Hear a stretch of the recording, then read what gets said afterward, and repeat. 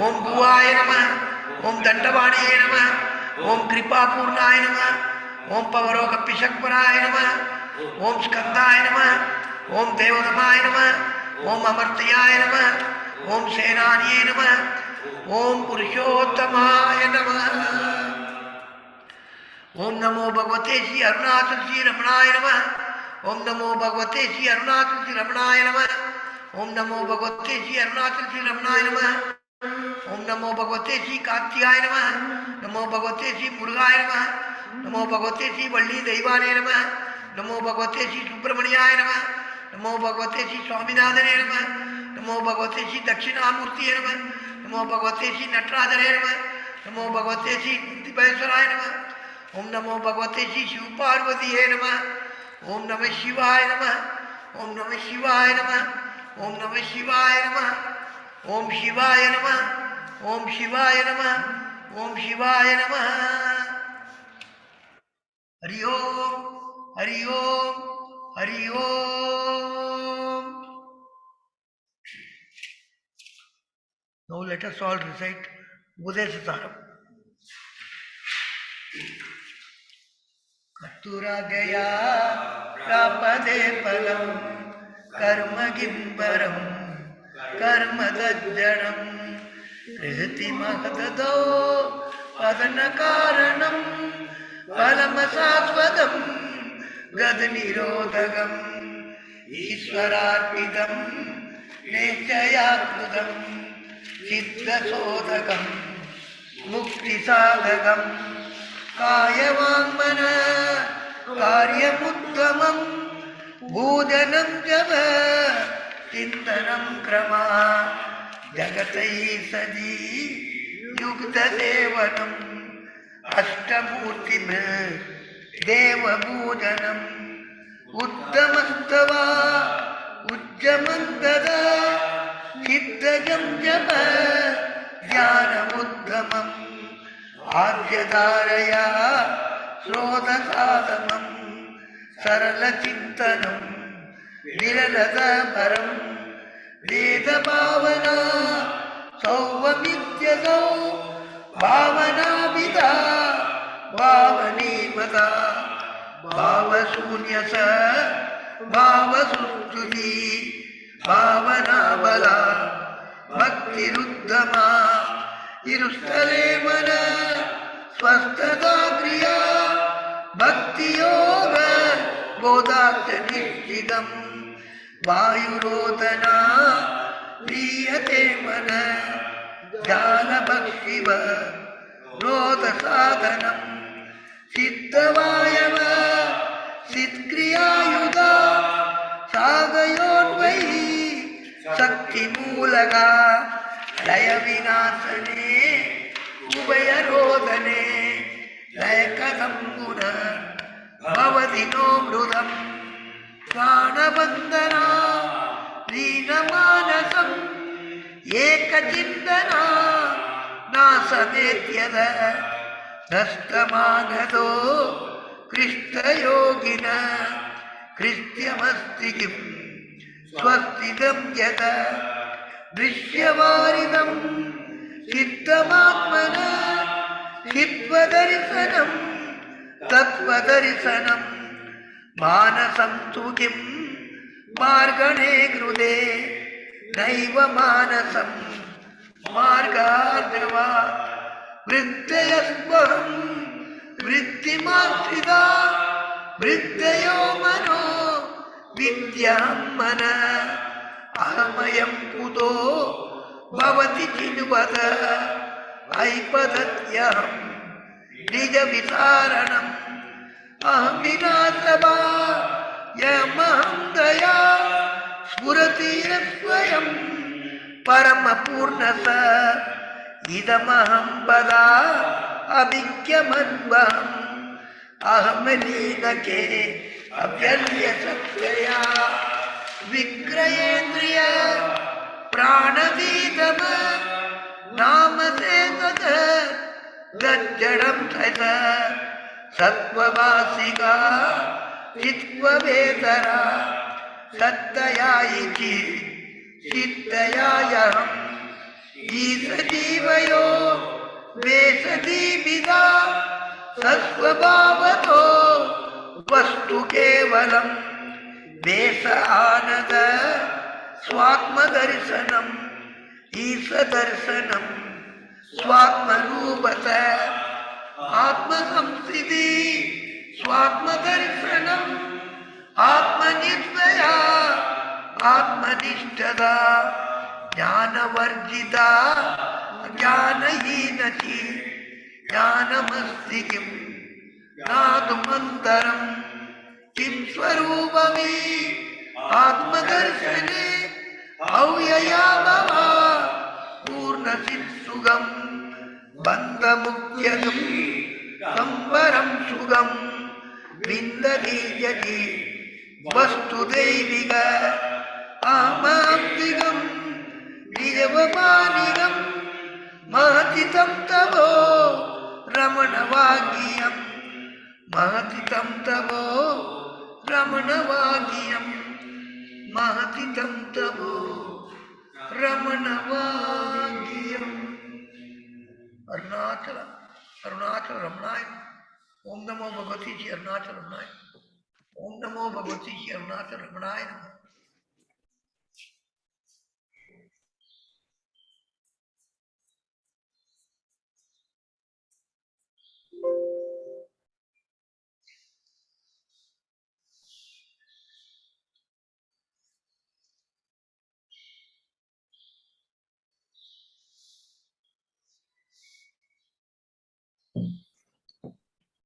Namo Ramana. Let me replace. Thank you. Namo Ramana. Thank you everyone for getting together on for the Sunday Satsang of Raman Kendra Delhi. I apologize for the late start of the Zoom and the YouTube session because of connectivity issues. We have the final session on Upadesa Saram being conducted by Mr. Michael James as always. I will leave the floor to you, sir. I don't think after 2 years anyone knows to know about your background or how how you have very closely and lovingly guided all of us at Raman Kendra Delhi over the last 2 years. I leave it to you and please continue. Namo Raman. Okay. Can you give me record permission, please? Yes, just give me 1 moment, sir. Done. Okay, thank you. Namaskaram. Today I'm going to be talking about the last 2 verses of Upadesa Saram. So we're starting with verse 29. Verse 29 happens to be the verse where there's the most difference between the Tamil and the Sanskrit. That is, some of the verses, Bhagavan was able to translate the Tamil almost exactly into Sanskrit, but because the Sanskrit is a slightly shorter meter, this particular verse, and also because of some of the words he used in Tamil are particularly, he used the term ire paninetral, which is a term used in Shaiva Siddhanta in Tamil Nadu. So there's no exact equivalent in Sanskrit. So he wasn't able to translate this verse exactly as it is in Tamil in Sanskrit. So I'll first read the Tamil. What Bhagavan says in Tamil is, Bandha vidatra parasukumutravar india nilai netralundi para, ire pani netralamundi para. What that means is, Bandha vidatra parasukum utravaru, india nilai netral. India nilai netral means standing in this state or abiding in this state. This state is referring to the state he mentioned in the previous verse. In the previous verse, what he said is, if one knows what the real nature of oneself is, then Anadi, Ananta, Akanda, Satchidananda. That implies if we know what our real nature is, it'll be clear that our real nature is Anadi, Ananta, Akanda, Satchidananda. We can take it in that way. We can also take it to mean if one knows what one's real nature is, then what will remain is only Anadi, Ananta, Akanda, Satchidananda. It amounts to the same either way we take it. So our real nature is Anadi, Ananta, Akanda, Satchidananda, and that's all that will remain when we know ourselves as we actually are. So this is the state he refers to in verse 29 when he says, Indanile, this state, that is the state of in which we experience ourselves as a beginningless, infinite, and indivisible Satchidananda. So abiding in this state, Bandha Vidatra Parasukham Utravaru means thereby experiencing Parasukham, supreme bliss, Bandha Vidatra, which is devoid of bondage and liberation. So that's the subject. The subject predicate is Irepani Nitral Arm. Irepani Nitral Arm means abiding or standing in the service of God. So the general idea is remaining in this state of Satchidananda, thereby experiencing the supreme bliss, which is devoid of bondage and liberation, is standing in the service of God. As I say, this expression Irepani Nitral is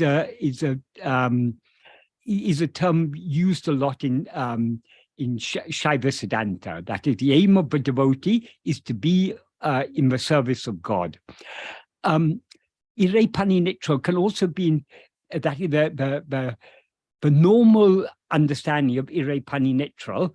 Ire means God, Pani means service, and Nitral means literally means standing, but it means abiding or remaining in the service of God. But Pani is also a verb that means as instructed, as directed, as enjoined. So we can also take it is abiding as enjoined by God. So it's got two meanings, abiding in the service of God or abiding as enjoined by God.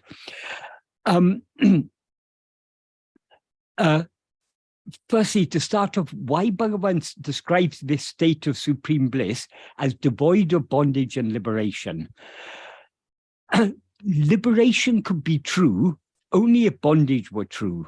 But when we know our real nature, in other words, when we attain liberation, we will find that bondage never existed at all.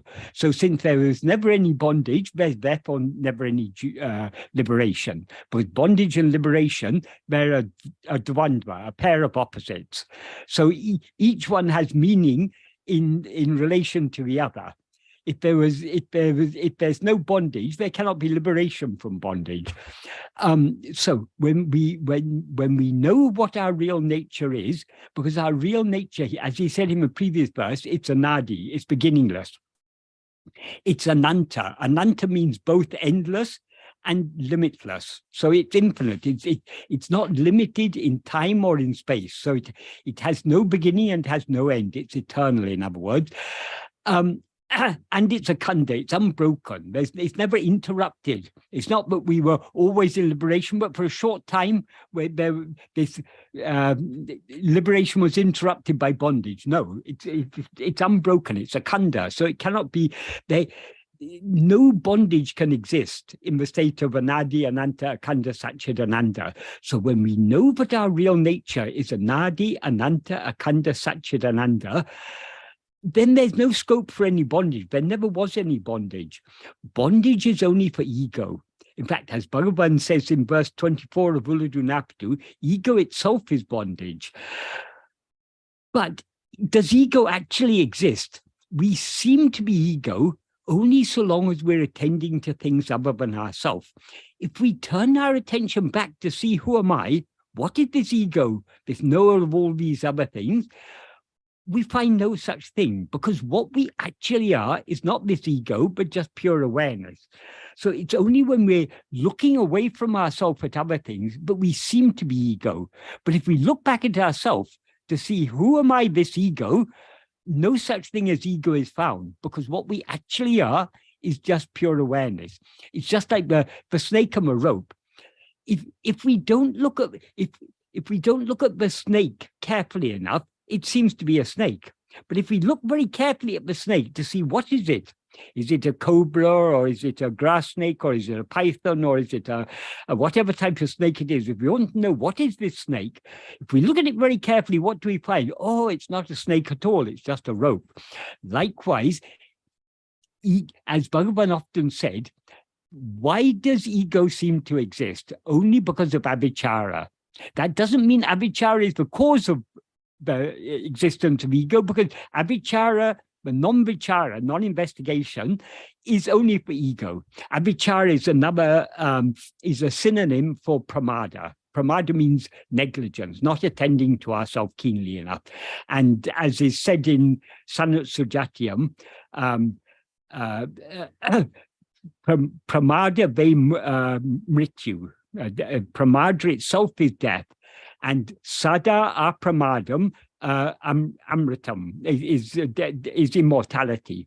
So if we want to attain immortality, all we have to do is to attend to ourselves eternally, never give in to pramada, to negligence, to inattentiveness. And that inattentiveness is what Bhagavan described as avijjara, non-vichara.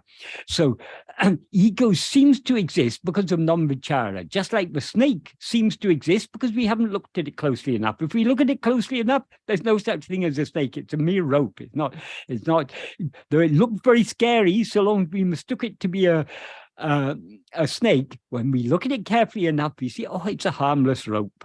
Likewise, exactly the same with this ego. Ego gives us so much trouble so long as we don't look at ourselves carefully enough. If we look at ourselves carefully enough, we're not this ego at all. We are just pure awareness. We are just anadi, ananta, akanda, satchidananda.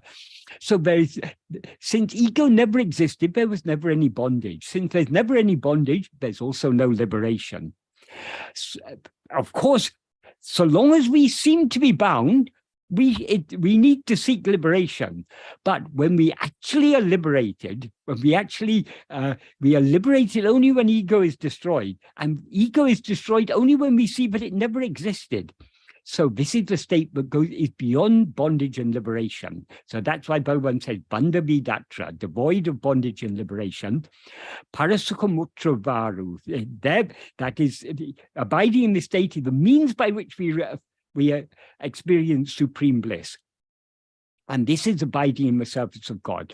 Why is this abiding in the service of God? Sadhguru used to give a very nice explanation of this. He said, if a naughty child keeps on running out in the street, the mother or father has to keep on running after it to catch it and bring it back. That actually is the meaning of the word anugraha. Anugraha means grace, but the etymological meaning of anugraha, anu means following, going after, and graha means grasping. So the idea of anugraha is because like a naughty child, we're running out in the streets and getting ourselves in danger. God has to run after us and catch us and pull us back to the safety of our home. So what is the greatest service that naughty child can do to its parents? If instead of running out in the street, if it stays quietly at home without running out in the street, that itself is a great service to its parents. Because if it keeps on running out in the street, the parents keep on having to run after it and bring it back again. In exactly the same way, if we want, God doesn't need anything from us. There's nothing we can do to serve God. But if we could refrain from giving trouble to God by not rising as ego, that itself is the greatest service we could do to him. Because why does God not need our service? Because he's purna, he's fullness, there's nothing he's lacking. So what does he need from us? All he needs from us is that we stop giving him trouble. We stop rising his ego and making it necessary for him to come and run after us, take the form of Guru, as Bhagavan Ramana, and give us all these teachings. If we want to save him that trouble, all we have to do is to turn back within and abide in our natural state of just being as we actually are. That is what Bhagavan meant by abiding in this state, thereby experiencing supreme bliss, which is devoid of bondage and liberation, is abiding in the service of God. Not only is it abiding in the service of God, it's abiding as God enjoined. Because what does God want? What is the will of God? All devotees talk about the will of God. I want to surrender to the will of God. But what is the will of God? God wants nothing other than for us to be happy, because God doesn't see us as other than himself. So just like he wants to be happy himself, because happiness is his very nature, he wants us to be happy because happiness is our very nature. So God doesn't want anything other than for us to be happy. And the only way to be happy is to abide in this state without rising as ego. So what is God's will? What is the one thing God instructs us to do? Just to be as we are, not to rise as ego. So abiding in this state, thereby experiencing supreme happiness, which is devoid of bondage and liberation, is truly abiding as he has enjoined and abiding in his service. So there's a lot of meaning in this Tamil verse. Unfortunately, Bhagavan couldn't bring all that meaning out in Sanskrit. So the Sanskrit verse is, the meaning is much simpler. But what the Sanskrit verse is, bandha mukti atitam. That's the same as bandha vidatra. Atra means devoid of, atita means transcending or beyond. So beyond bondage and liberation, parasukham, the supreme happiness that is beyond bondage and liberation, or that transcends bondage and liberation, vindati, that means experiences. So actually the subject here comes at the end. Iha means here, jivaha means the jiva, to and is a word particle of emphasis, so it means certainly. Devikaha. Devikaha is here serving as an adjective to jiva. So the subject of the sentence is the jivaha devikaha. That is the divine soul. To certainly, vindati experiences iha here, param sukham, param sukham, supreme happiness, bandha mukti atitam, which transcends bondage and liberation. So the meaning of the verse is, the divine soul certainly experiences here supreme happiness, which transcends bondage and liberation. The divine soul here implies the soul that has seen itself without adjuncts, as Bhagavan mentioned in a few verses earlier, thereby remaining as its real nature, which is the real nature of God. That is, in our real nature, we're nothing other than God, as Bhagavan says in verse 24. So how to see God? Only seeing ourselves without adjuncts, in other words, seeing ourselves as we actually are, is seeing God. So if we see God as our own self, we have a divine soul. So that's what Bhagavan is referring to here when he refers to the jiva, the divine jiva. But of course, it's not, if it's divine, it's no longer jiva. We can say divine and jiva, they're actually contradictory terms, but what it means is, Bhagavan isn't actually here referring to jiva, he's referring to when we see ourselves as we actually are, we cease to be ego and we remain as divine. And thereby, here and now, we experience that supreme happiness, which is which transcends bondage and liberation. It transcends bondage and liberation because in that state, there is no bondage, and therefore there never was any bondage, and therefore there's no such thing as liberation. As I say, we shouldn't take this to mean, oh, then we don't have to bother about liberation. We can just continue living our life because Bhagavan has said that the real state is beyond bondage and liberation. No, that would be a misinterpretation. It's only when we attain liberation but we understand that there was never any bondage and therefore never any liberation. But so long as we seem to be in bondage, seeking liberation is absolutely essential. And happiness is our own real nature. Supreme happiness is our own real nature. But now we seem to be, we're not experiencing that supreme happiness now, so it seems. So we need to know what we actually are. Only when we know what we actually are, will we know that we are eternally experiencing supreme bliss. And that supreme bliss is liberation. That is the liberation that we are seeking.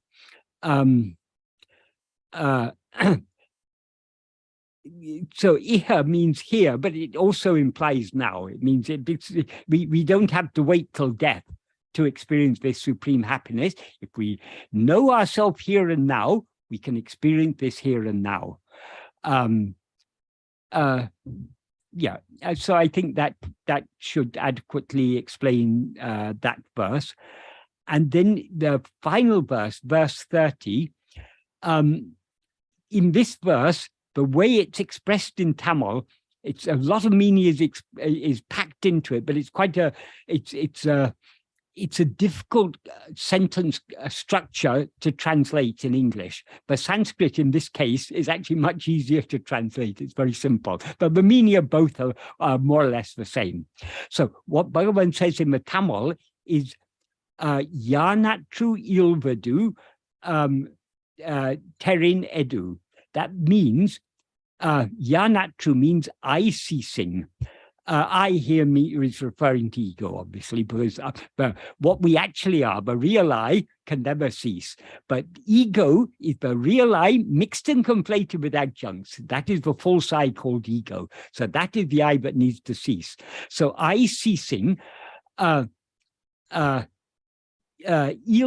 means what remains, terin, if one knows, edu what? So I ceasing, what if one knows what remains, adutan nal tavam, that alone is good tapas. So this main clause is I ceasing, what if one knows what remains, that alone is good tapas. What that implies is what exists and shines alone, if one knows what remains after ego has ceased to exist, just being that, namely egoless pure awareness, alone is good tapas. That is, if we know our real nature, ego will thereby cease and our real nature alone will remain. So knowing our real nature, we can know our real nature, as Bhagavan says, in verse 26, he says, knowing oneself alone is, being oneself alone is knowing oneself. So we don't have to do anything to know ourselves, we just have to be as we are. By merely being what we actually are, we are thereby knowing what we actually are. So if we know what remains after I has died, that we can know that only by being that. And being that alone is good tapas, is the implication. That egoless pure awareness that alone remains when, that Satchidananda that alone remains when ego dies, being that is alone good tapas. That is the implication. Tapas means, that is the context, why Bhagavan mentions tapas here, because those Dharaka rishis, they were doing what they were doing in the Dharaka in the Dharaka forest, was what they took to be tapas. But it wasn't real tapas, because they were just doing various elaborate rituals and living a very ritualistically pure life, but for the fulfillment of their own desires. So it wasn't really, it was the karma they were doing was karmiya karma. That's why Bhagavan had to start off by saying karma is not God. Karma cannot give liberation, it can only give bondage. And by the more we engage in karma, the more we sink in the great ocean of action, Kriti Mahodado. So begin to show them the way out of the ignorance they had got themselves enmeshed in.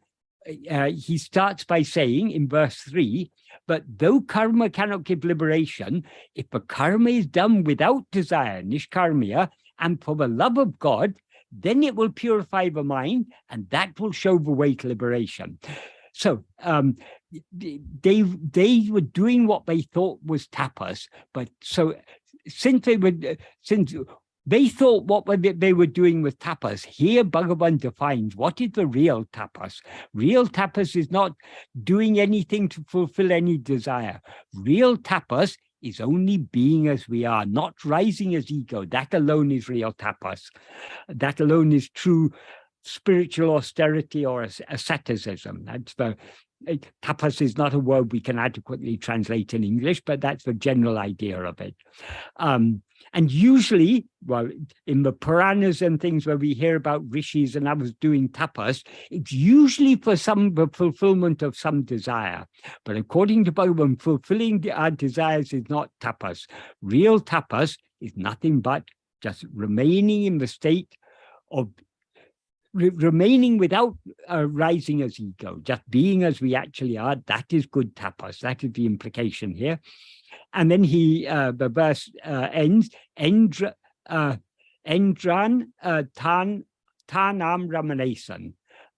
Thus said Lord Ramana, who is oneself. Oneself in this context, Tan means oneself. Here it's referring to our real nature. So he is the real nature of ourself, our own real nature. So he who is our own real nature, who has appeared in the form of Lord Ramana, what he teaches us, don't rise as ego, just be as you are. That is real tapas. There's no tapas other than being in that state of egolessness. This, incidentally, was the first question that Kavyaganta, Ganpati Sastri, asked Bhagavan. He asked him, he said, I have done so much, I have studied all the Vedas and so many other texts, and I've performed crores of japa, and I've done this and I've done that. I've done this yoga, that yoga, and I practiced devotion to Devi, and I've done all these things, but still it's not clear to me what is tapas. When he asked Bhagavan, Bhagavan just kept quiet, just looked at him. And after some time, when seeing Bhagavan wasn't replying, he said, I've heard of such chakshu diksha in the scriptures, but I'm not able to understand it. So please tell me in words. And then Bhagavan said, what says I, because Kavyaganta had been saying, I have studied so much, I have done so much japa, I have done this, I have done that. So if you attend to the place where that which says I rises, there the mind will subside. That is tapas. When Bhagavan said that, so in other words, for Bhagavan, the subsidence of the mind alone is tapas. That is basically what he's saying here, the dissolution of ego, but just being as we actually are without rising as ego is the real tapas. So then Kavyaganta asked Bhagavan, because he was a bit taken aback by this teaching Bhagavan had given him, because to him it seemed to be completely novel. So then he asked, can we not attain the same state through japa? And then Bhagavan said, if you repeat a mantra, if you attend to the source from which the mantra dhvani arises, there the mind will subside. That is tapas. So again, Bhagavan emphasized his main message, but the subsidence of the mind is tapas. He seemed to be giving a different means until we look closely at it. Actually, he's saying exactly the same thing. Because from where does I rise?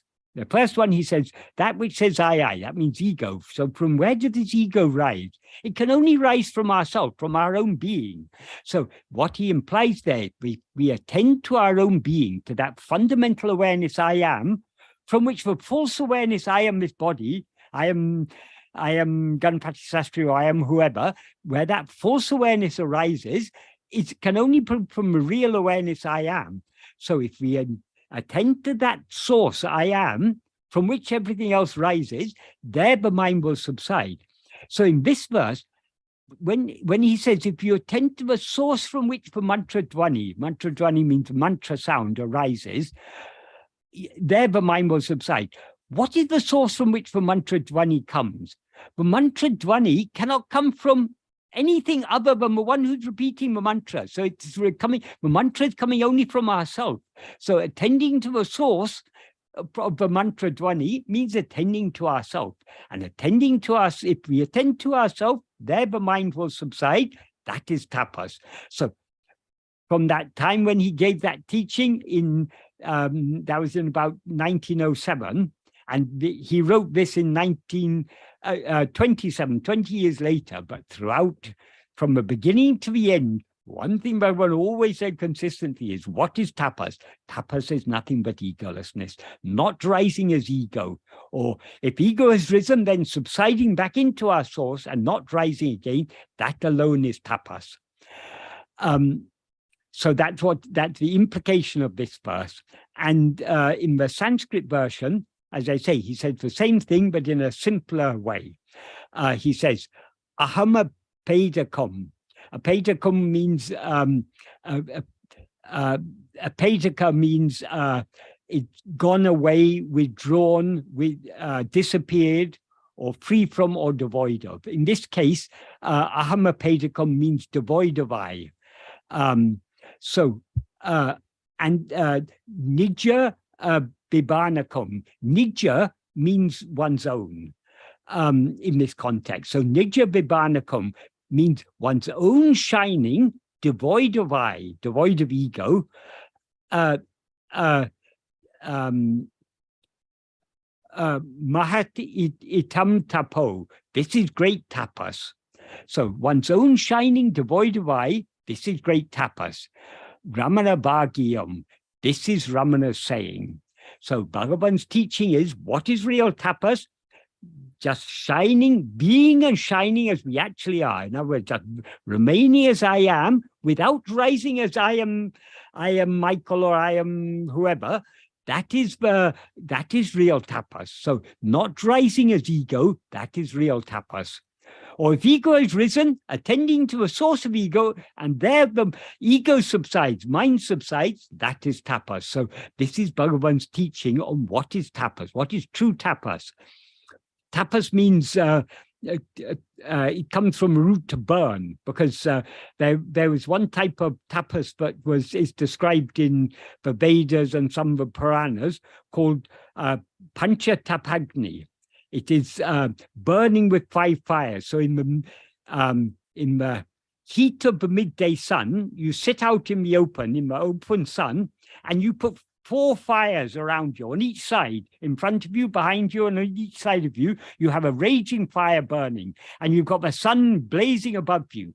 So sitting like that and being roasted by fire on all sides, that was one form of tapas. That's called Pancha Tapagni. That's considered a very high form of tapas. And there's so many different types of tapas people do, but they all involve rigorous austerity, rigorous mortification of the body or whatever. But Bhagavan says all that is unnecessary. All that is needed is not to rise as I.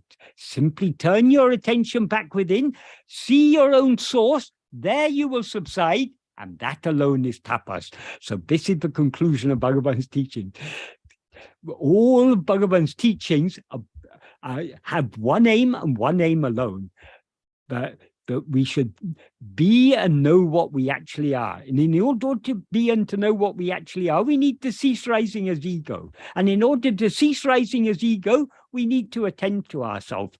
So this is the very essence of Bhagavan's teaching. This is the conclusion of all these verses of Upadesa Undiya, Upadesa Saram. He began by talking about karma, and he ends by talking about just being as we actually are, shining without rising as ego.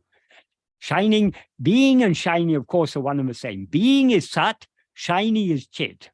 So Bhagavan often used the terms being and shining together because that is to emphasize both the sat aspect of it and the chit aspect of it. But of course, sat and chit are not, it's two ways of describing the same thing, because our being is nothing. What we actually are is awareness. So awareness is our very being. So sat is chit and chit is sat. So when he says one's own shining, devoid of I, it means just being without I. Just why he emphasizes shiny is because shiny is the chit aspect, because we can't be as we actually are without knowing ourselves as we actually are, because being ourselves alone is knowing ourselves. And so shining, devoid of I, without ego, that alone is tapas. So this is what Bhagavan's teachings are all about. And how to remain without rising as I? Only by attending to ourselves. But so long as we attend to anything other than ourselves, we are feeding and nourishing ego. As Bhagavan says in verse 25 of Upadesa, of Ulladu, ego is a formless phantom or a formless evil spirit, Uruvatrape. But how did this formless phantom come into existence? Urupatri undam, grasping form, it rises. Urupatri nikam, grasping form, it stands. Urupatri undu mika ongam, grasping and feeding on forms, it flourishes abundantly. Uruvittu urupatram, leaving form, it grasps form. So the very nature of ego is to grasp form. And since ego is a formless phantom, whatever forms it grasps are things other than itself. So the nature of ego is to rise, stand, and flourish by attending to things other than itself. So if in how to bring about the dissolution of I, only by attending to ourselves. If we attend to ourselves, as he says in the next sentence of that same verse 25 of Ulladu, Tedinal otum pidicum. If sought, it takes flight. That means if ego, instead of attending to other things, attends to itself to see who am I, it will take flight, it will run away, because that's a metaphorical way of saying it will dissolve and it will subside and dissolve back into its source. That's what Bhagavan meant when he said to Kaviganta, the mind angelinam, manam angelinam, there the mind will subside. So this is what Bhagavan's teachings are all about. This alone is real tapas, attending to ourselves, thereby subsiding and being as we actually are. This alone is tapas. This alone is truly following Bhagavan's path. Because this is also surrender. Because by attending to ourselves, ego is thereby subsiding. So how to surrender ourselves? Attend to ourselves. So ultimately, Atma Vichara and Atma Samapanam are one and the same.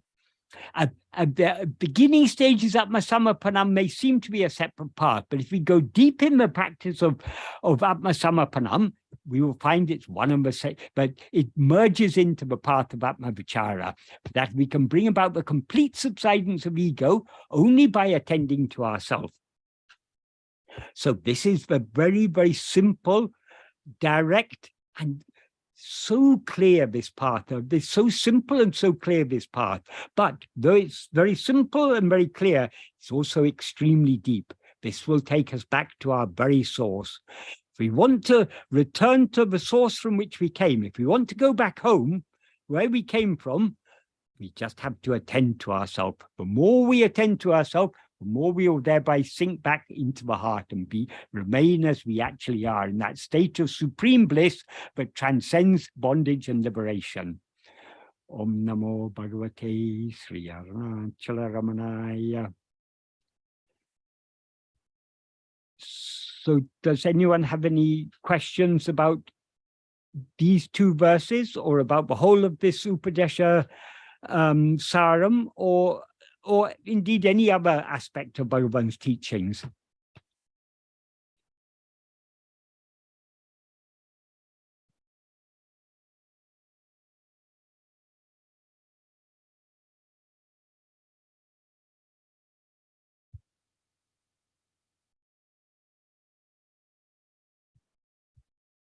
Namo Ramana sir. Yeah, no. We have a couple of questions. Okay. The first one is from Pradeep ji. I was checking earlier on YouTube, but there were no questions on YouTube. Okay. So Pradeep ji's question is, and I quote, why the phrase Ramana saying, why the phrase Ramana saying is included at the end? Does it mean someone else wrote based on Bhagwan's instructions? Which is the best, and the second part of the question is, which is the best commentary book on Upadesa Saram in English you would recommend for daily reading? Okay. Yeah, well, I think you'll be aware of the story how Bhagavan came to write this Upadesa Saram. That is, originally he wrote it in Tamil. And in Tamil, it's called Upadesha Undiya. That is, Murugana was one of, Murugan has composed thousands and thousands, many tens of thousands of verses on Bhagavan, in praise of Bhagavan. One of his major works is Ramana Sannidhi Murai. Many of the songs in Ramana Sannidhi Murai are modeled on songs in Tiruvasakam by Manikavasaka.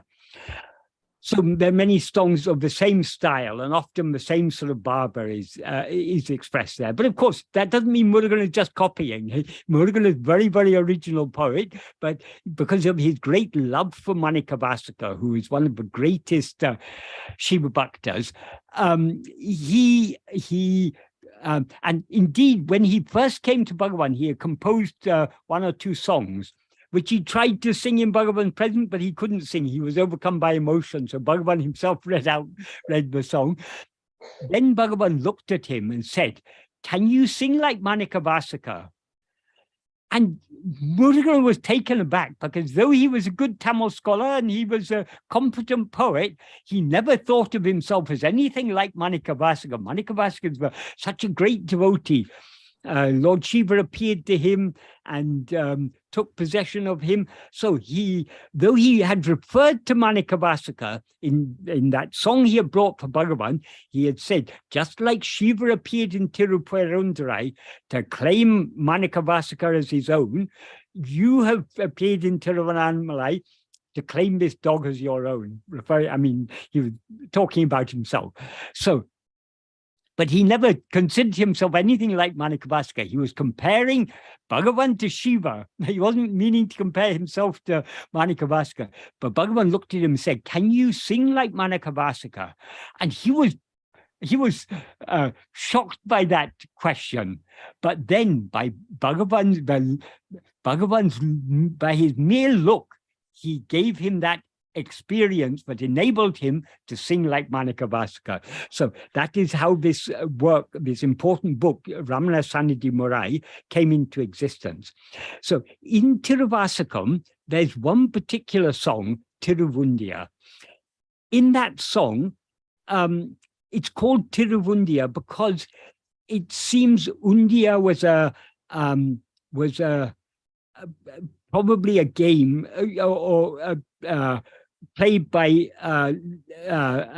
people in ancient times, and it I read something about it recently. Oh yeah, I know. It's a bit like it seems that game is a bit like nowadays that you may have seen on sports and television. There's one game. It's a bit like tennis, but it's called badminton.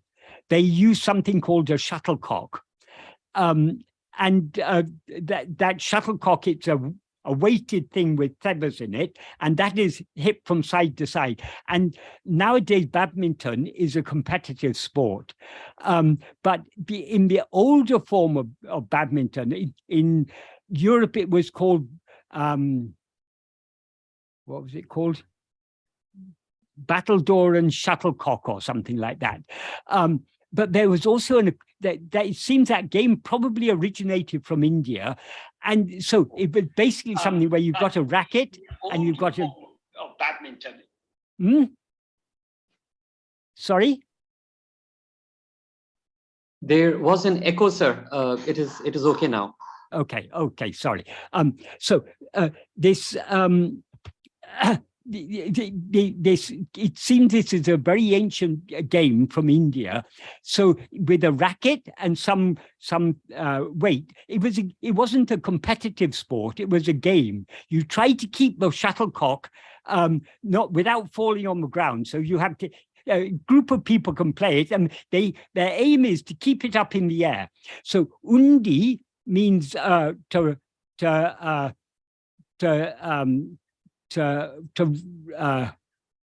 rise, I think, and para means to fly. So you've got to keep this thing flying.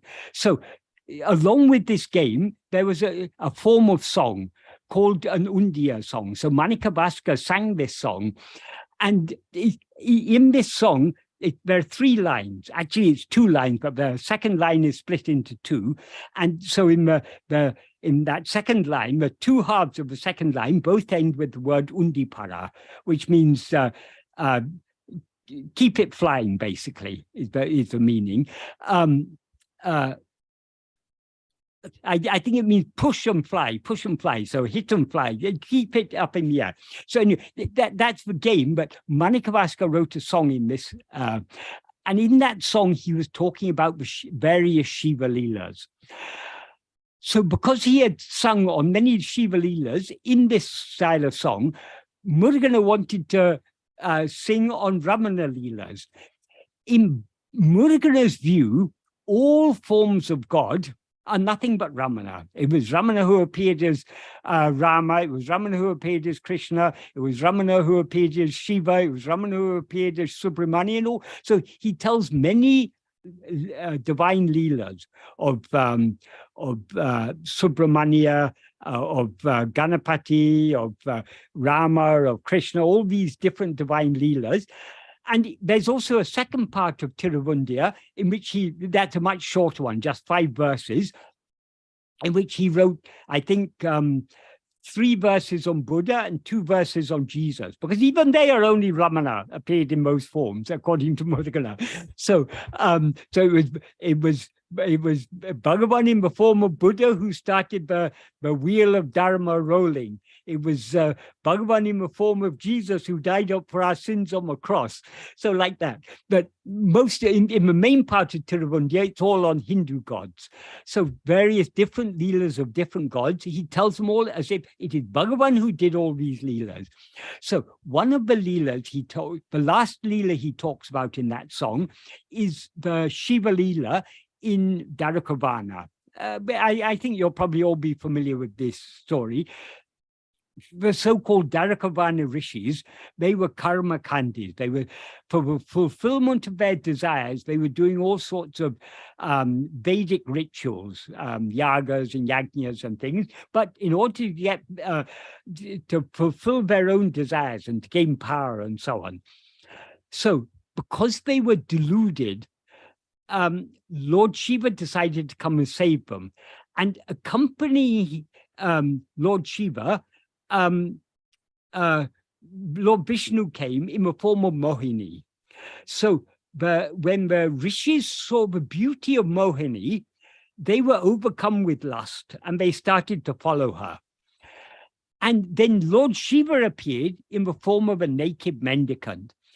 And seeing his divine luster, the wives of the rishis started to follow him. But whereas the rishis, because of their pride and arrogance, they were overcome with lust and they were following, and the wives were not overcome with lust. They were attracted by the divine beauty of Lord Shiva. It wasn't because he was naked, it was because of his divine beauty. So they started to follow him.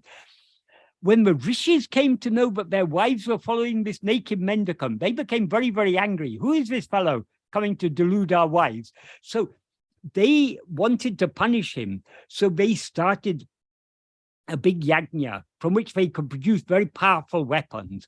And from that yaga, they sent an elephant. And Lord Shiva killed the elephant and wore its skin. They sent a tiger, and again he killed it and wore its skin.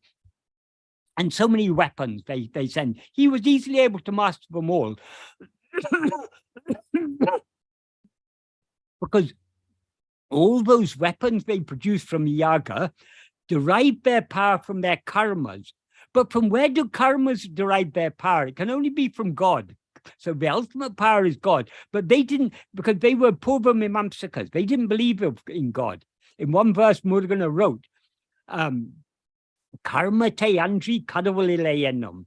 Thinking that there's no God except karma, they became excessively proud. So he, to save them from, sorry, to save them from going astray, Lord Shiva appeared. And when he was easily able to deal with all the powerful weapons that they released on him, finally their pride was subdued, and they fell at his feet and begged his forgiveness and asked him to teach them to give them teachings. So he gave these Upadesha Undiyā to teach them a path to liberation. So that is the context in which this Murugan was writing this. When he came to the part where Lord Shiva is to give the Upadesha, for Murugan, this is a great opportunity. So he went to Bhagavan and said, please, you yourself are Lord Shiva, so you should write the essence of the teachings that Lord Shiva gave in those days to the Dharmakavana Rishi. So Bhagavan wrote Upadesha Undiyā. But while Bhagavan was writing it, he was discussing with Murugan the ideas and how they should be presented and everything. So there are 2 verses in Upadesha Undiyā, which were actually composed by Murugan. Though it was Bhagavan's idea when they were discussing, that is in verse 16, when Bhagavan told the idea and was discussing it with Murugan, then he said, Murugan, you write it. So Murugan wrote that. Exactly the same with this 30th verse. Bhagavan told Murugan of the idea that was required and told him to write it. So Murugan wrote that verse. It's Bhagavan's idea, but he ended it very appropriately by saying, Endran Tanam Ramanesan. Lord Ramana, Ramanesan, that means Lord Ramana, who is Tan? Tan means oneself, to our own real nature. This is what he said. So that's a very fitting ending to the whole work. The whole work is the Ramana Bhagyam. I mean, in this verse, that the earlier part of the verse is Ramana Bhagyam, but we can also take it as the whole work is Ramana Bhagyam. So that's why Bhagavan wrote like that. Of course, the Sanskrit was all composed by Bhagavan. It wasn't Murugan who composed the Sanskrit, but the Tamil version, it was Murugan who had composed it, though the idea was entirely Bhagavan's idea. So that's the answer to that question. The best commentary on Upadesha Saram in English, there are so many commentaries, but most of them are not very satisfactory, because though it's a very simple text, Bhagavan's teachings are very simple, but they are very, very deep. And if a person isn't actually practicing what Bhagavan has taught, they won't understand. I haven't written an elaborate commentary on this, but I have, I've talked about it often, and on my blog, there's my translation of Upadesha Saram, which I give along with my translation of Upadesha Undiyā. That is, there's a separate article on my translation just of Upadesha Undiyā, which has many links to other places where I've explained it. But when I translated Upadesha Saram, I presented the Tamil and the Sanskrit, Tamil, Sanskrit, Tamil, Sanskrit, like that. So that the 2 could be read together. In the introduction there, I write a little bit about other interpretations. For example, Swami Dayananda, who is very well known as an authority on Advaita Vedanta. He had a big following, and he gave so many lectures on the Upanishads and different Vedantic texts. He gave a series of talks on this Upadesha Saram, but it is very clear from his interpretation of some verses that he didn't actually understand them correctly. Though, of course, he knew Sanskrit very well, without the practical experience of following Bhagavan's teachings, it's easy to misinterpret these verses. So the majority of commentaries that I've come across, I've not really found any good commentary in English on Upadesa Saram, so I can't recommend any. If you know Tamil, Sadhuam has written a very good commentary on the Tamil original of Upadesa Saram, but Upadesa Undia. But English commentaries, I haven't come across any commentary that I find satisfactory. But if you want to study the work more deeply, it's interesting to study the different versions, because Bhagavan, this is the only work that Bhagavan wrote in 4 languages. First, he wrote in Tamil, and then I think he wrote in Telugu, then in Sanskrit, and then finally in Malayalam. So, and in the Malayalam is very interesting because Bhagavan wrote in the longer meter, so he's expanded the idea in some places. So some, I don't know, 15 years or so ago, the ashram produced a book, Upadesa Saram in 4 languages. I think that's probably still available in the ashram bookstore. So that's quite an interesting book if you want to see the different versions. And there I did the translation of the Tamil. Since then, I've improved my translation, but my translation, an old version of my translation is there, and also some notes I wrote. So that'll give some idea about the meaning. But I'm sorry, I can't recommend, because if there was any satisfactory commentary, I would certainly recommend it, but I haven't come across any commentary that I consider entirely satisfactory. Thank you, sir. We have another question coming from Mr. Sushil Motwani, and I quote, kindly throw some light on the following: role of bhakti in self-inquiry. Second, one of Bhagwan's compositions, Ayye ati sulabham anma vidai. Yes. Unquote. Right. Okay. The role of bhakti in self-inquiry, Bhagavan put it very, very simply. Bhakti is the mother of jnana. Because without bhakti, we wouldn't even begin to practice Atma-vichara if we didn't have at least some degree of bhakti. Of course, bhakti is given only by God, by Bhagavan. That is, it's his grace alone working in our heart, but arouses that love for him in our heart. So, but whatever bhakti we have, it's given only by him. But we, in this path of self-investigation, as Bhagavan made so clear, if we attend to ourselves, what will happen? The nature of ego is to rise, stand, and flourish by attending to things other than itself. If instead of attending to other things, if it attends to itself, ego will subside and dissolve back into its source. So, in order to investigate ourselves, we have to be willing to surrender ourselves. As he says in verse 26 of Uludunaptu, Ahandayundayin anatumundahum. If ego comes into existence, everything comes into existence. Ahandayindrail indru anatum. If ego doesn't exist, everything doesn't exist. Everything here means all phenomena, everything other than ourselves. Ego itself is phenomena, but ego is the dreamer, and all phenomena are of a dream. But dream is nothing. The dreamer is seeing itself as the dream world. So in that sense, everything is, ego itself is everything. Therefore, he ends by saying, ego itself is everything. Adalal, yaduidu endru nadale, overdal yabamenaor.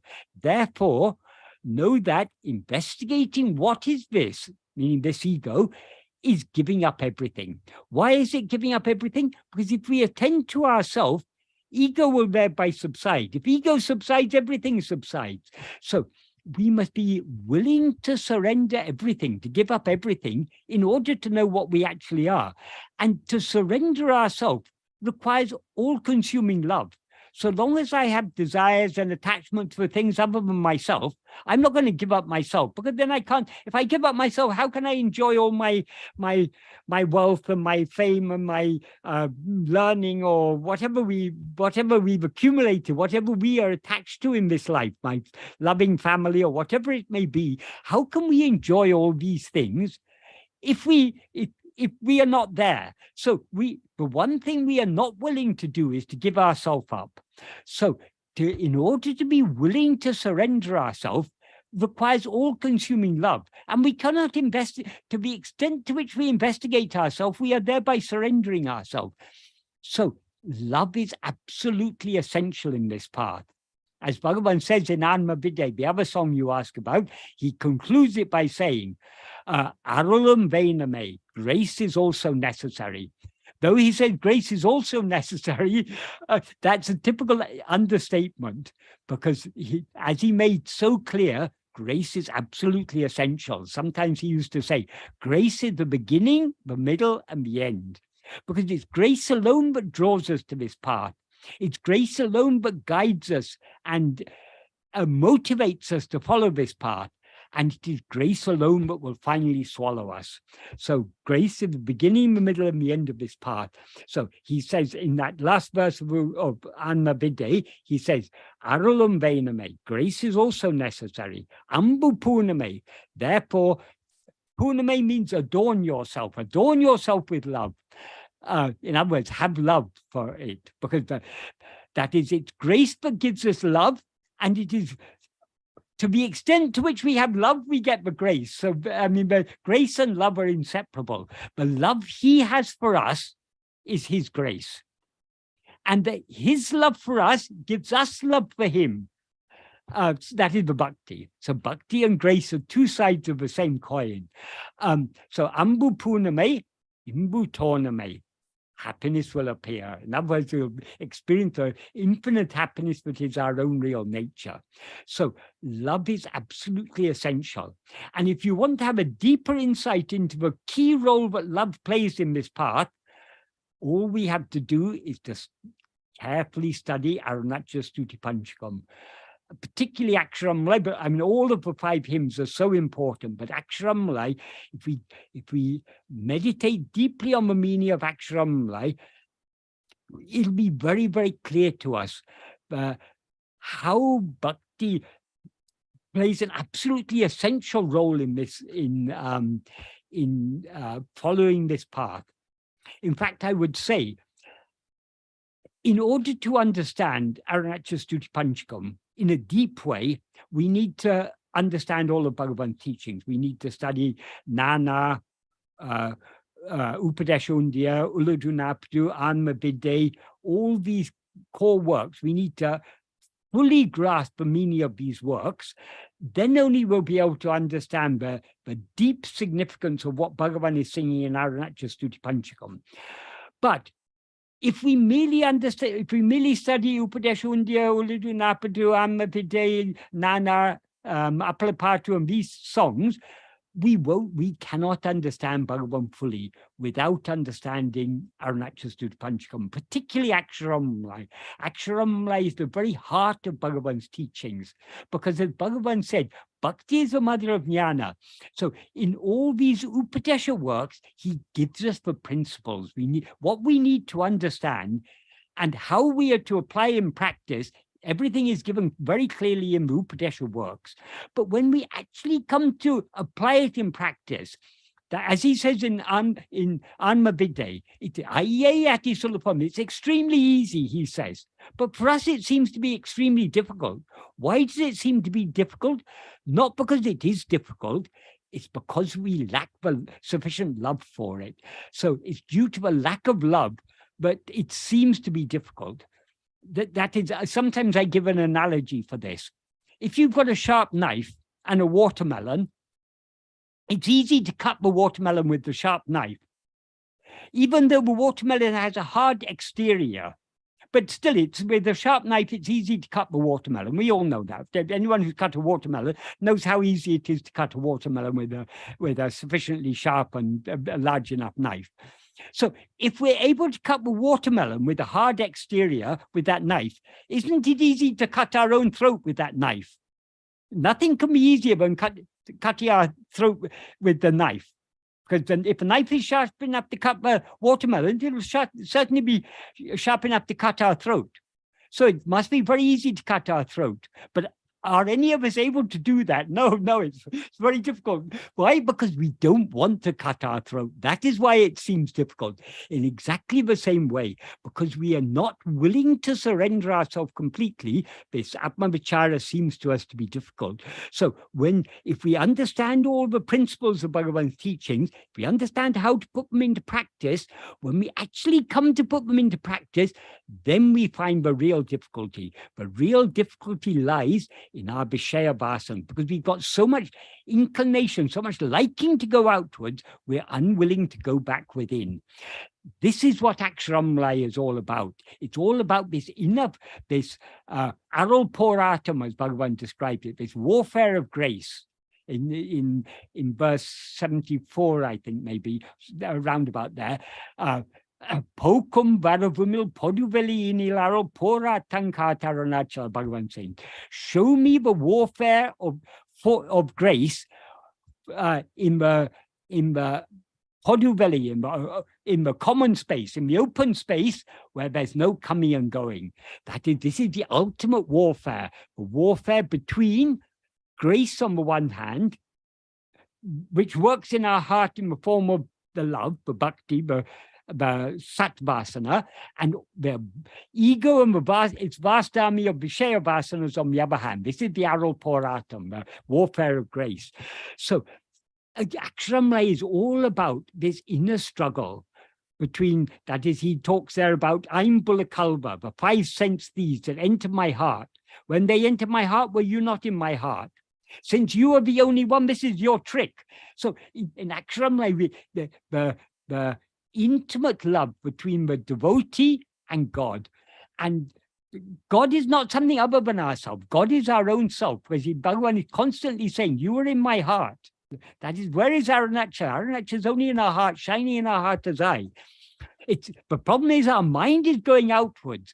So we need more and more love to turn within. So this battle that goes on in our will, but in our heart, between our liking to go outwards and our love to surrender ourselves to him. This is what Aksharamlaya is all about. So we can really understand the practical application of, when we actually put Bhagavan's teachings into practice, then only we will understand the tremendous value and deep significance of Arunachala Aksharamlaya. So that is such an important work. So, as I say, bhakti is absolutely essential to Bhagavan's teachings. Regarding your regarding the song Ayayati Sulapam, that was composed at about the same time, I think almost more or less in the same month, April 1927, as Upadesa Undiya. The reason how that song came into existence, Murugana wrote the Pallavi and the Anupallavi, the refrain and the sub-refrain, and asked Bhagavan to write the Charanangal, the stanzas. It's a kirtana. But what Murugana wrote in the Pallavi is Aye Ati Solapum, Anma Vide Aye Ati Solapum. Aye Ati Solapum means, so easy. Atma Vidya, so easy. So Murugana wrote that, and he wrote the Anupallavi, saying in the Anupallavi he wrote why it's so easy, because even for the ignorant man, for everyone, whether you're learned or ignorant, one thing that is very clear is oneself. We all very clearly know I am. You don't need to be educated. You don't need to have studied. You don't need to get a PhD to know I am. You don't need to study all the Vedas to know I am. The one thing that is known to every sentient being is I am. So it's so clear, even to the dullest of people. It's clearer than an amalaka fruit in the palm. So clear is that. So knowing oneself is so easy. And then he asked Bhagavan to write the verses. So Bhagavan expanded and explained why it's so easy. So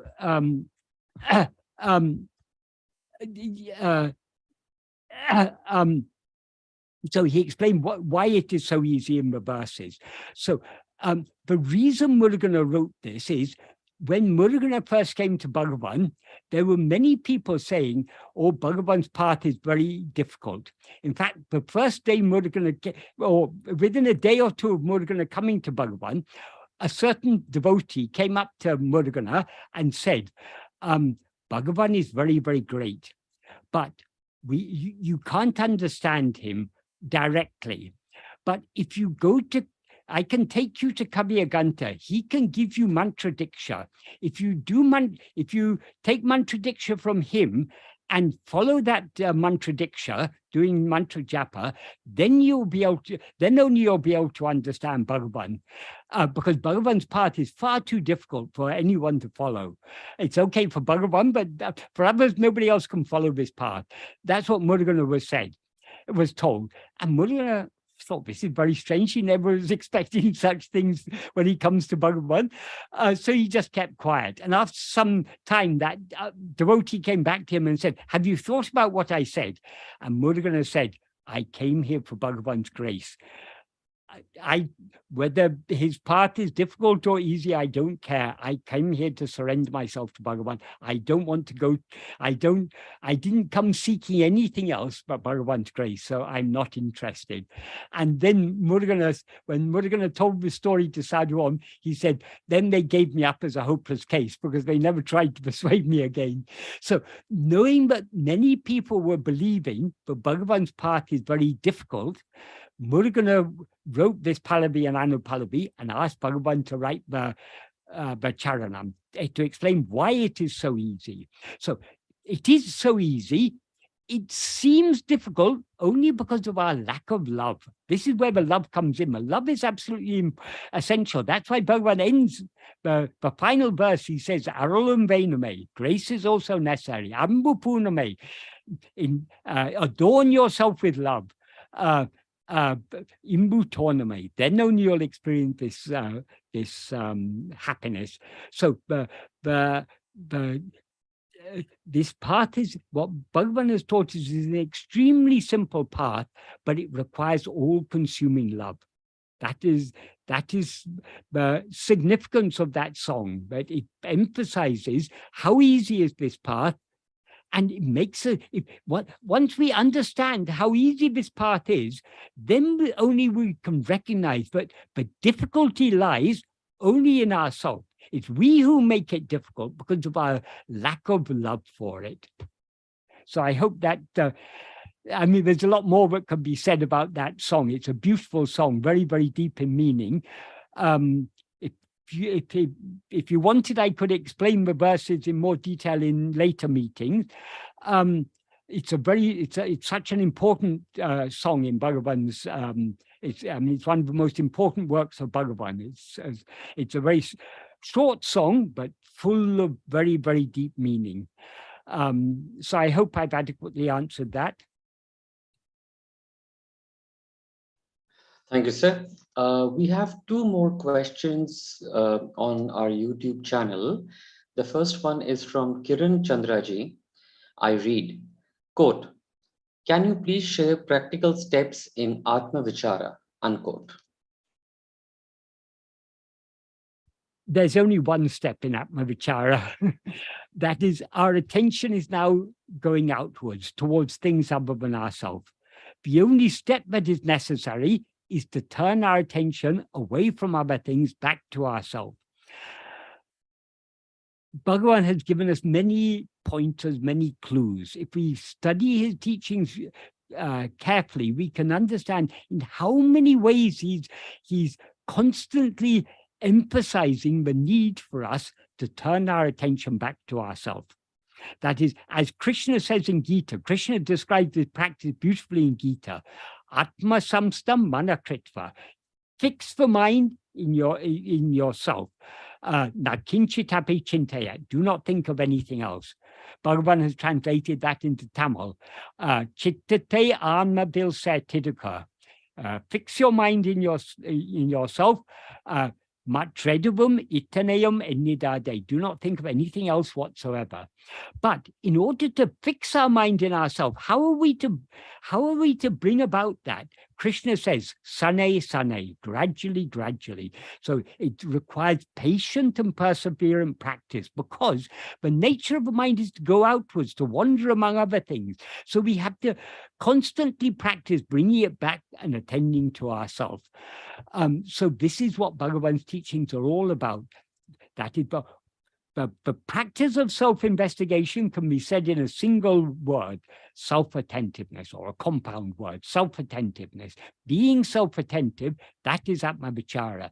Bhagavan defines Atma-vichara in Nana.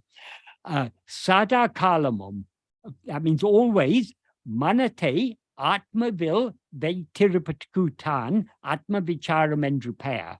That means the name Atma-vichara refers only to always keeping the mind fixed in oneself. So keeping the mind fixed in oneself, mind here means attention. If we say keep your mind on the task in hand, or he's got his mind's absorbed in his book or something, we mean he's attending to that. So mind in this context means attention. So keeping the mind fixed on oneself, Atmasamsta manakritva, means keeping our attention fixed on ourselves. In other words, being self-attentive. That is all there is. In practice, when we try and do this, though it obviously attending to ourselves is very easy, it seems difficult because of our Vishaya vasanas, our strong liking to go outwards. So it requires patient and persistent practice. As Bhagavan often said, this is not anyone's birthright. We have to earn this by persistent and patient practice. However many times our mind goes outwards, doesn't matter. We have to bring it back to ourselves. So whatever we may be aware of, who are we who are aware of that, or to whom does that appear? It appears to me. So we have to turn our attention back to ourselves. So the only step is the turning our attention away from other things, back to ourselves. As Bhagavan says in Akramlai, Tirambiyaham, turning within. Tanne dinamahakankan, see yourself daily. That means constantly, with the inner eye. That means the eye of attention. So we need to be constantly self-attentive. Terium, it will be known. That means our real nature will be known. Endranaya Narunachala, thus you said, my Arunachala. So how did Arunachala, a mountain, say all these words to Bhagavan? This is what Arunachala teaches in silence. Because we lack the maturity to understand the silent teachings of Arunachala, Arunachala himself had to appear in the form of Bhagavan to give us the same teaching in words.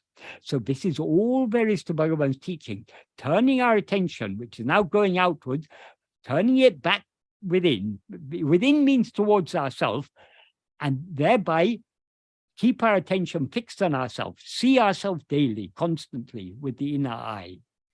So this is, it's such a simple practice, but it requires patient and dedicated perseverance, or we cannot succeed in this path, because the very nature of the mind is to go outwards to grasp other things. So we are, so to speak, swimming against the current of the mind. The natural flow of the mind is outwards. But though we are going against our ego nature by clinging to self-attentiveness, we are returning to our real nature, because our real nature is to be aware of nothing other than ourselves. So we are surrendering our ego nature and reclaiming our real nature by turning our attention within. I hope that adequately answers that question. There's a lot more that could be said, but maybe next time, if you want to ask more, and if there's more time, I can give a more elaborate answer. Thank you, sir. We have the last question on YouTube channel from Neera Kashyapji. I will read the question. Quote, Bhagavan has mentioned that Aham Spuruna can be experienced as I. This seems to transcend the ego I. Can the japa of I lead to Aham Spurna? Unquote. Yes, it can. But when Bhagavan described Aham Spurana sometimes. Aham Spurana simply means the clarity.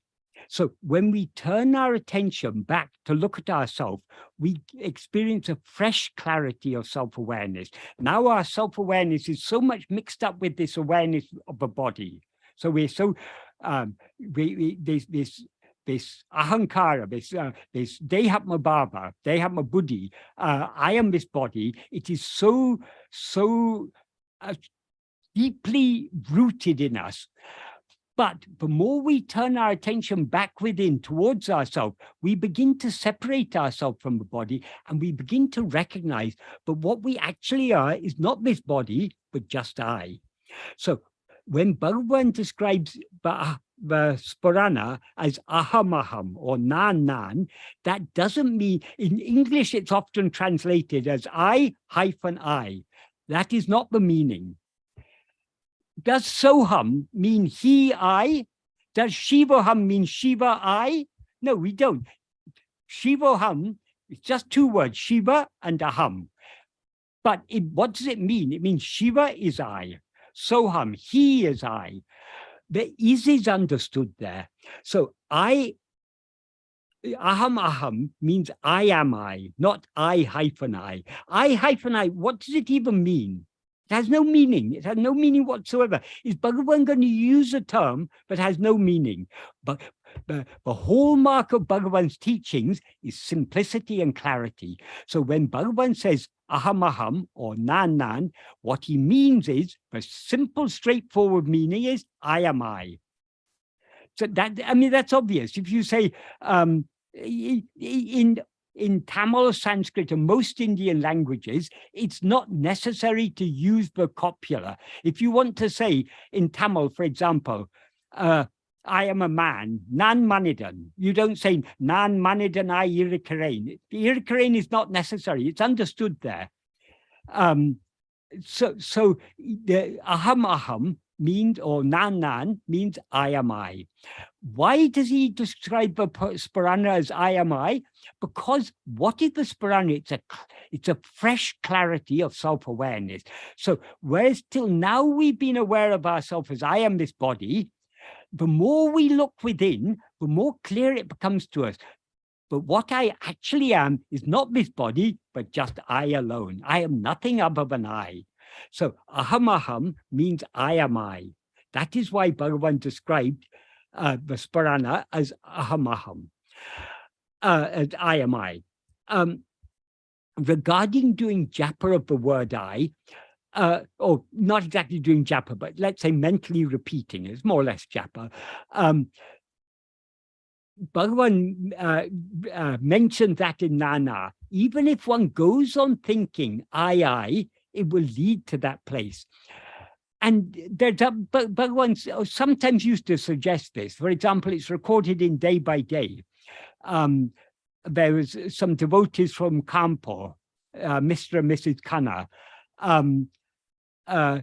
They built a big guest house in the Morvi compound, the Khanna guest house. They were from Kanpur, but they often used to come and visit Bhagavan. During one of her visits, Mrs. Khanna said, Bhagavan, I'm a mother with so many children and so many responsibilities. I have all the housework to do. I have to look after my husband. I have to look after my children. Where is there time for me to do Visatma Vichara? And I don't even understand what Visatma Vichara is. So how am I to follow Bhagavan's path? Bhagavan said, it is sufficient. Whatever work you may be doing, in your mind be continuously thinking, I. Why Bhagavan said that? What is Bhagavan asking us to, is I a mantra, but Bhagavan's asking us to repeat? No. When you repeat any word, when you hear any word, it brings a certain object to your mind. If I say mango, as soon as you hear the word mango, you know, if you know what the word mango means, it brings a certain particular fruit to your mind. If I say car, it brings a particular object to your mind. If I say train, it brings a particular object to your mind. So every word refers to something. If I say running, it brings something to your mind. There's a certain action that's called running when the legs are moving fast. So every word, whether it's a noun or a verb, it refers to something. It has some meaning. It has a reference. So what does the word I refer to? It refers to ourselves. So if we go on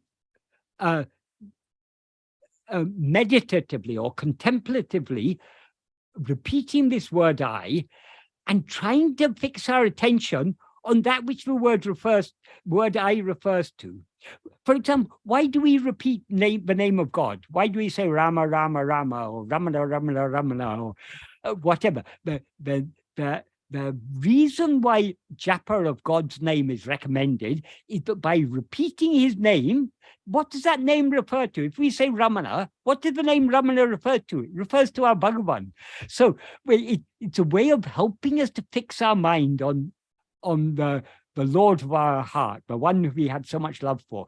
In exactly the same way, Bhagavan recommended you can think, this is particularly useful for those who find it difficult holding on to self-attentiveness, or even at first, some people find it difficult to understand what is self-attentiveness.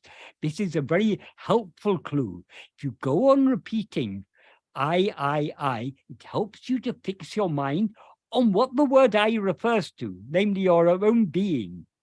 So, yes, if you find it helpful, by all means, repeat the word I. We don't have to continue forever repeating it, because the mere repetition isn't the self-investigation. The self-investigation is fixing our mind on ourselves.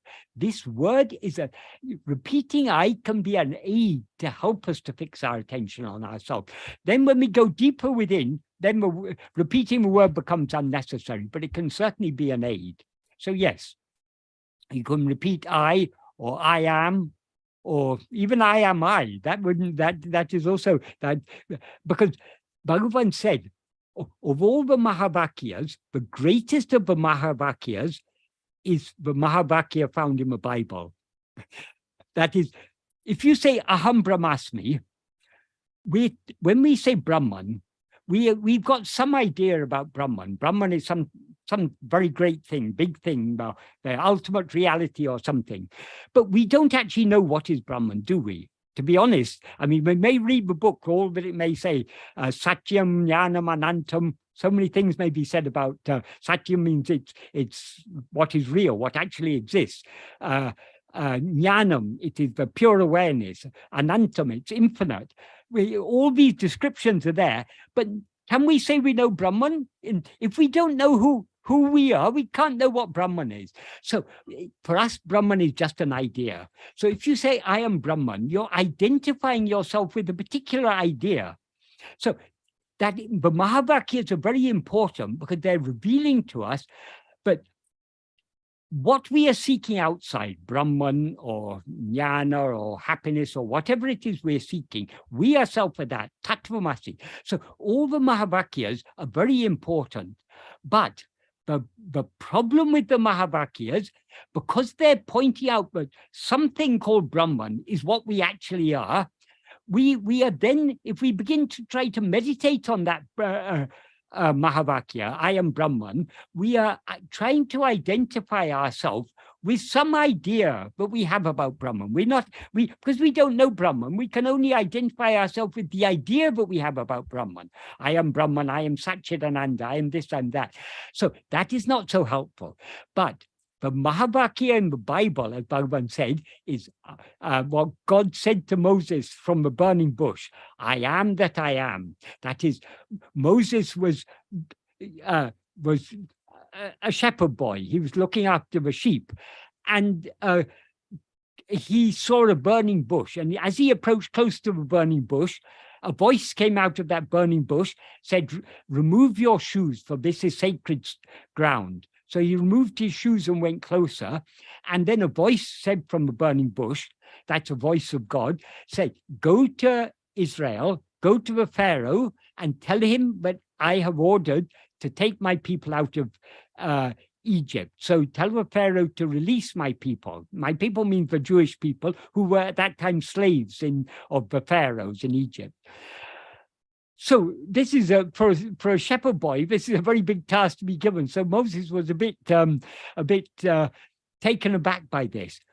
But then he thought, okay, this voice is telling me, but on what authority can I go and say all this? So he said to God, he said, who shall I say has sent me? And then God replied, I am that I am. Say that I am has sent you. So there God is revealing his true name is I am. But how he expresses it, I am that I am. That means that it's a, but I think the original Hebrew had a very deep meaning. The English translation is a little clumsy. I am that I am. But I think what the correct meaning is, I am is what I am. That is, what I am is I am. In other words, I am I. So that's how Bhagavan took it to me. That's why he called it the greatest Mahavakya. Because supposing you meditate on that Mahavakya, I am I, where is your attention going? Your attention's only going to I. I am I. So your attention is only going back within. Whereas if you're thinking I am Brahman, your attention is oscillating between I and that Brahman, that big thing up there.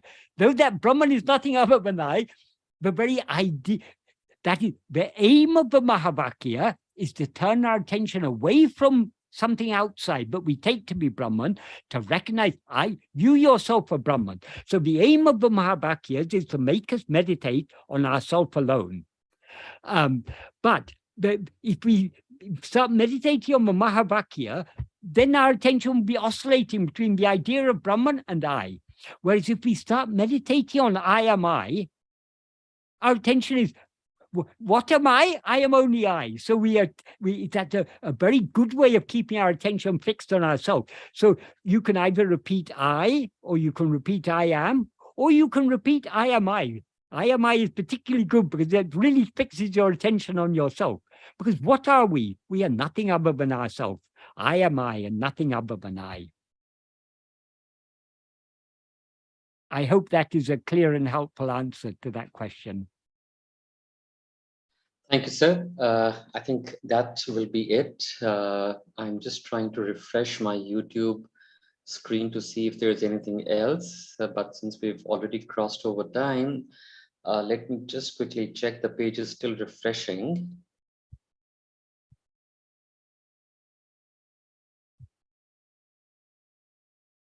Just a moment, sir. No. Miraji is thanking you. That is it.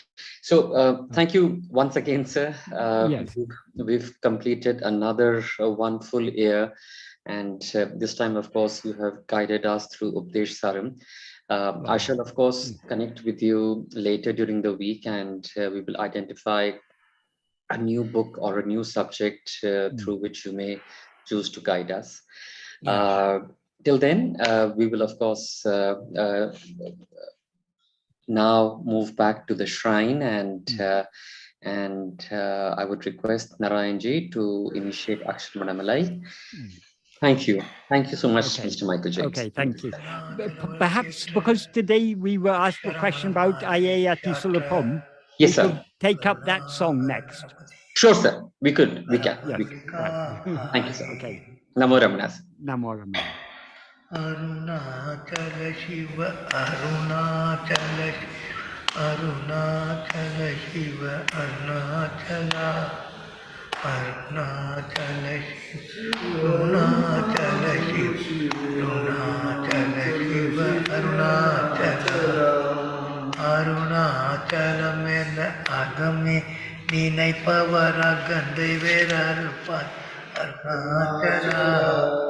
அழகு சுந்தரம் அகமும் நீயும் தினமாயிருப்போம் அருணாச்சலா அருணாச்சல சிவ அருணாச்சல சிவ அருணாச்சல சிவ அருணாச்சலா அருணாச்சல சிவ அருணாச்சல சிவ Natala Shiva Arunachala Agambugunditun Agaguga Hiraya Amar Vittatenkol Arunachala Arukayane Andane Agatidu Ilam Paritidum Arunachala Arunachala Shiva Arunachala Shiva Arunachala Shiva Arunachala Arunachala Shiva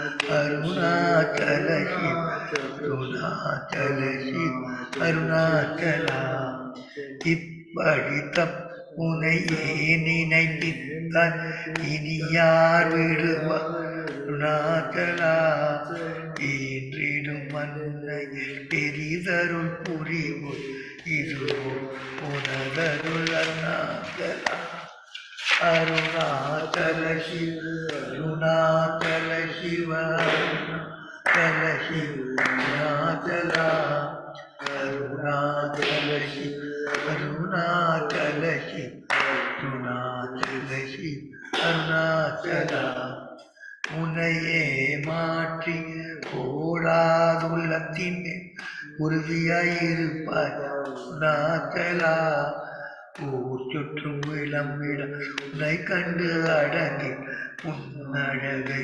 காட்டருணாச்சலா Arunachal சிவ அருணாச்சல சிவ அருணாச்சல சிவ நாச்சலா அருணாச்சல சிவ அருணாச்சல சிவ அருணாச்சல சிவ அருணாச்சலா என்னை அழித்திப்போர் என்னை கலவாவிடில் இதுவோ ஆண்மை அருணாச்சலா ஏன் இந்த உறக்கம் என்னை பிறர் இழுக்க இது உனக்கழகு அருணாச்சலா அருணாச்சல சிவ அருணாச்சல சிவ அருணாச்சல சிவ அருணாச்சலா அருணாச்சல சிவ அருணாச்சல சிவ அருணாச்சல சிவ அருணாச்சலா ஐம்புல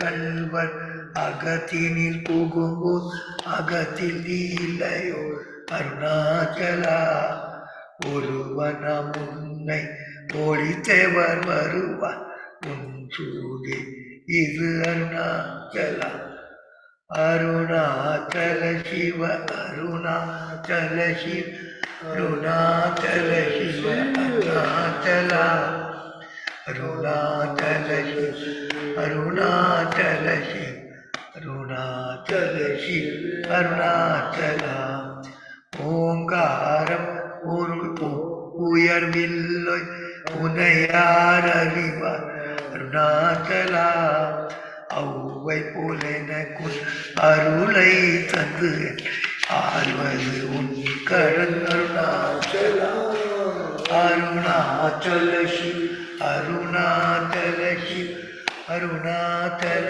சிவ அருணாச்சலா அருணாச்சல சிவ அருணாச்சல சிவ அருணாச்சல சிவ அருணாச்சலா அருணாச்சல சிவ அருணாச்சலா அருணாச்சல சிவ அருணாச்சலா அருணாச்சலம் வாழி அன்பர்களும் வாழி அக்ஷரமணமாலை வாழி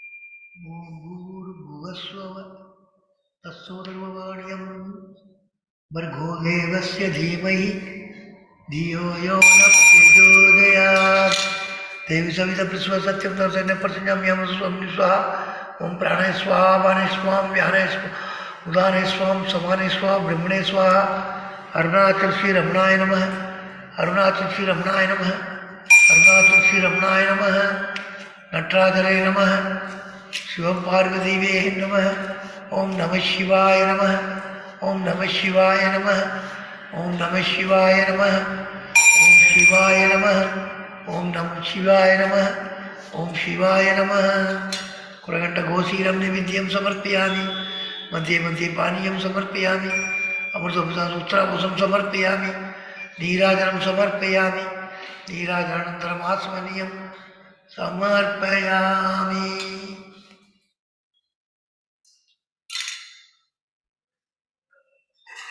उगीबलसमायुक्तं नागवल्लीतलयोर्धं कर्पूर्णसूर्णसंयुक्तं परिशुद्धं कर्पूरनीराजनं श्रीरमणमूर्तिకి समर्पयामि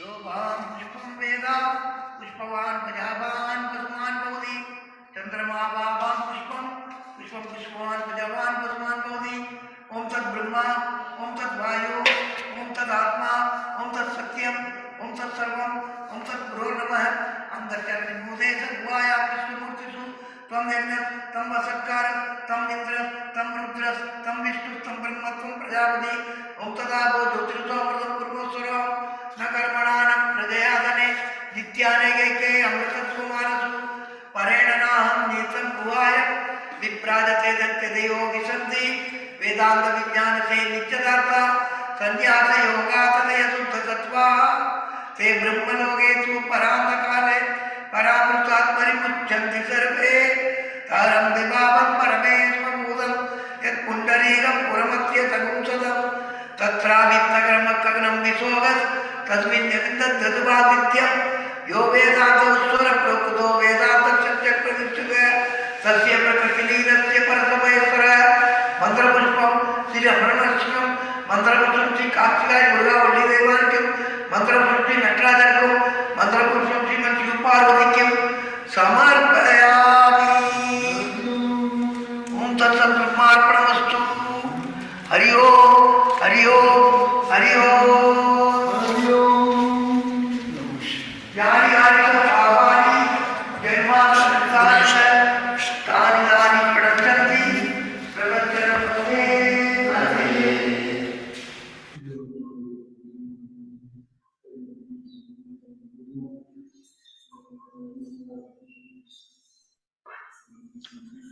Namo Ramana. This brings us to the closure of today's Sunday Satsang at Raman Kendra, Delhi with Mr. Michael James for Upadesa Saram. We shall reconvene again with Mr. James next month. Namo Ramana.